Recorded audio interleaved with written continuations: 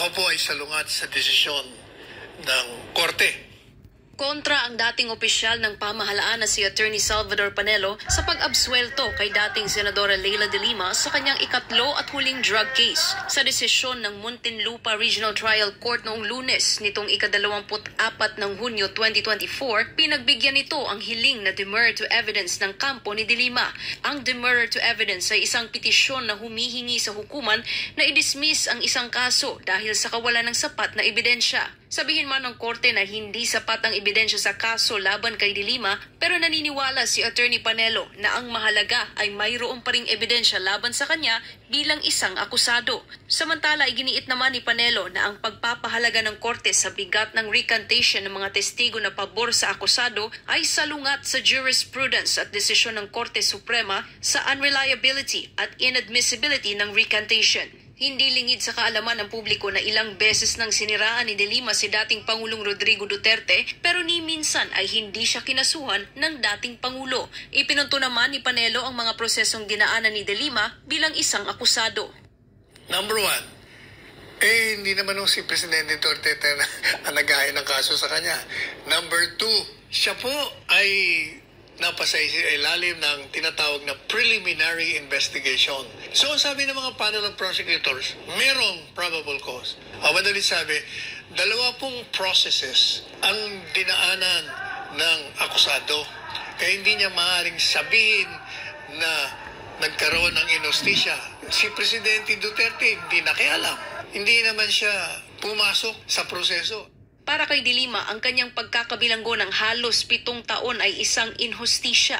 Pero para naman kay Attorney Panelo, sapat lamang ito bilang kabayaran sa mga nagawang krimen ng dating mambabatas. Kasi si akusado, ang dating senadora, ang sabi niya, malaki daw na inhustisya ang nangyari sa kanya. Sabi ko naman sa aking statement, karma. Wala pong inhustisya sapagkat kung totoo man na ikaw ngayon walang kasalanan dito sa demanda sa'yo sa illegal na droga, yung 7 taon mong pagkakulong, yun ang bayad mo sa krimen na ginawa mo laban sa dating Presidente Arroyo nung ikaw ay lumabag sa order ng Korte Suprema na huwag mong pigilan ang dating Presidente Arroyo na lumipad papunta sa ibang bansa upang magpagamot sapagkat may sakit. Hininto niya, inaresto niya hanggang sa makulong. At naabsuelto. Siya, iyan po ang naging kasalanan niya na hindi siya naidemanda dyan. Kaya sabi ko, yung 7 taon na yun ay ang bayad mo. Yun po ang tinatawag na batas ng karma. The law of karma has finally caught up with her. She may have escaped from the law of the land, but the law of karma hindi niya matatakasan.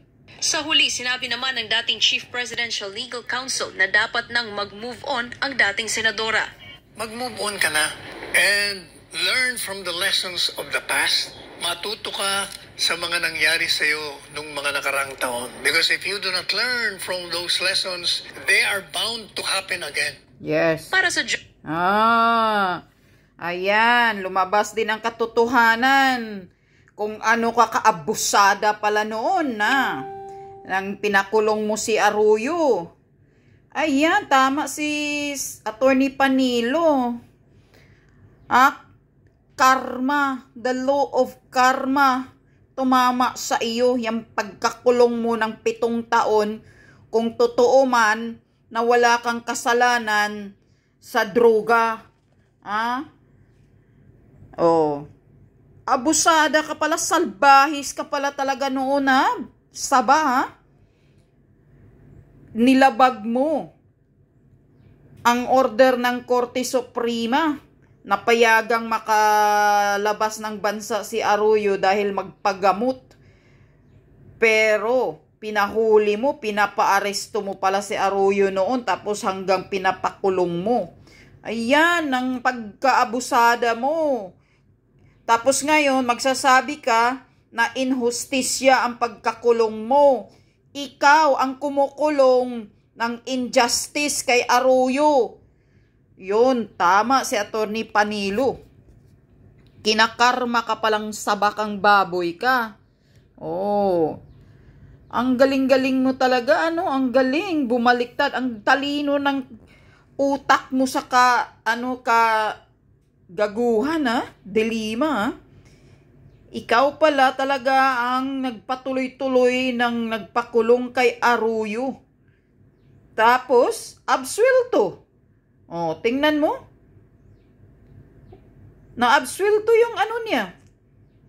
Pinapahuli, siya pala ang nagpapahuli. Alam ko yun, pero hindi ko yun alam kung sino ang gumagawang abusadong, tarantadong ano. Ikaw pala, ha, Delima. Ang nagpapahuli kay Arroyo sa airport. Nilabag mo pa yung order ng Korte Suprema. Parang matalino ka pa sa korte.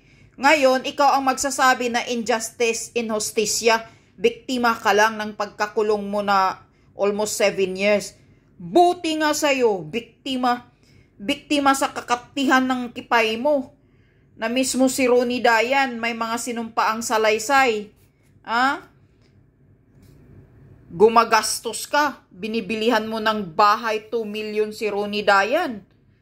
Mismo ikaw, umamin ka. Nakalaguyo mo, boyfriend mo si Ronnie Dayan, kabit mo. Dahil sa kakatihan, sugo ng kati ng kipay mo. Inamin mo yan kay Munsud. O ano yan? Magsasabi kang injustice, walang ngiya ka, abusada ka palang tarang babae ka. Sana tuloy-tuloy ka na sanang makulong eh. Yung nag-recant, sabi ni Atty. Panelo, hindi naman ibig sabihin na ngayon nakalaya siya walang ano eh. Talagang totoo. Kaso lang, hindi lang mabigat ang ebidensya. Siguro, pinabayaan na ng DOJ. Dahil nga, baka sabi ni Maharlika, utos ni Lisa na palalayain si Sabah. Kaya siguro, pinabayaan na hanggang makalaya. Pinabayaan na, hindi na inasikaso itong mga ebidensya. Katulad ng ginagawa kay Kerwin. O, ano yan? Sige, mga taong bayan, mag-ano kayo? Binta kayo ng mga droga. Mag-ano kayo ng droga dahil maabsuelto kayo. May tutulong sa inyo. Hindi kayo makukulong. O, katulad ni Kerwin Espinosa, katulad ni Delima. Yan, baka si Paruhinog sa susunod. Makalaya na rin, ma-acquitted na rin. Yan, sige magdroga kayo. Dahil itong presidente ninyo, bangag naman eh. Sabi pa ni Maharlika, protector naman eh. Kasi tingnan mo si Mark Anthony Sayarot na nahuling nagmanufacture ng droga sa Alabang.